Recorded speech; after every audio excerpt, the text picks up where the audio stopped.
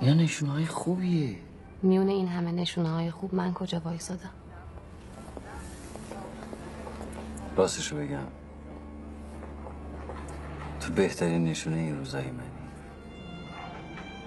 یک دست جام باده و یک دست زلف یار، رقصی چنین میانه میدانم آرزوست. من همه چیون باختم شهرزاد، نمیتونم تو رم ببازم. همیشه اونجوری نمیشه که ما منتظرشیم. شهرزاد به من بگو چی شده؟ تو که نمیخوای زن قباد چی؟ چرا؟ لطفا نیا، چون برای هیچ کدوممون آسون نیست. سعی کن دیگه به من فکر نکنی. منم میخوام همین کارو بکنم.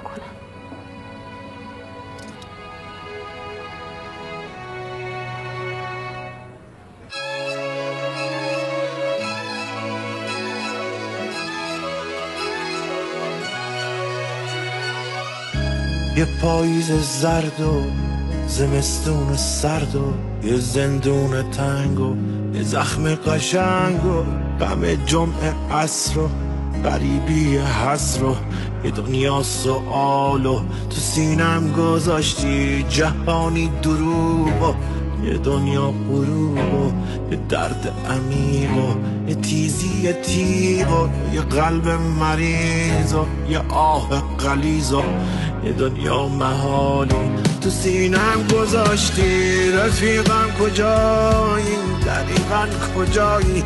کجایی تو بی من؟ تو بی من کجایی؟ رفیقم کجایی؟ دقیقا کجایی؟ کجایی تو بی من؟ تو بی من کجایی؟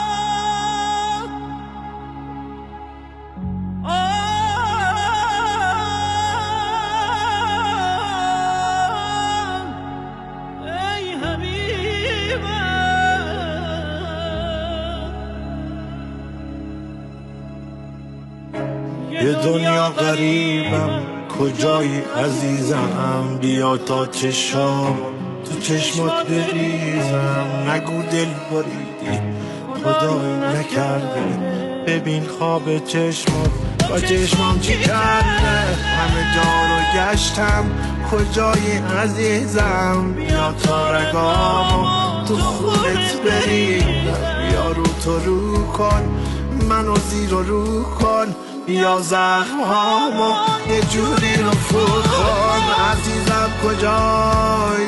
دقیقا کجایی؟ کجایی تو بی من؟ تو بی من کجایی؟ عزیزم کجایی؟ دقیقا کجایی؟ کجایی تو بی من؟ تو بی من کجایی؟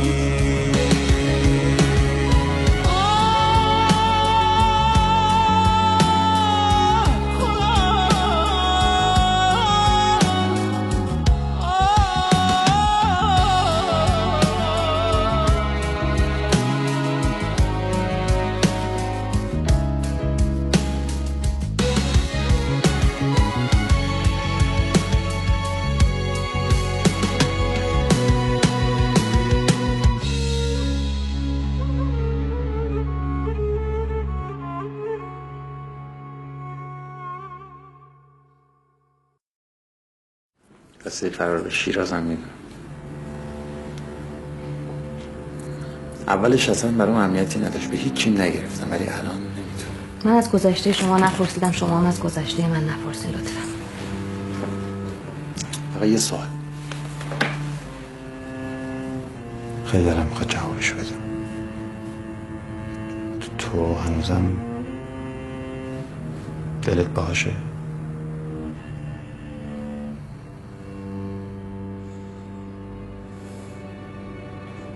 نمیخوام حرفشو بزنیم. فراموشی زمان میبره. فقط فکر میکنم اگه من به هر دری زدم و اونی نشد که میخواستم بشه، لابد قسمت خرافه نیست.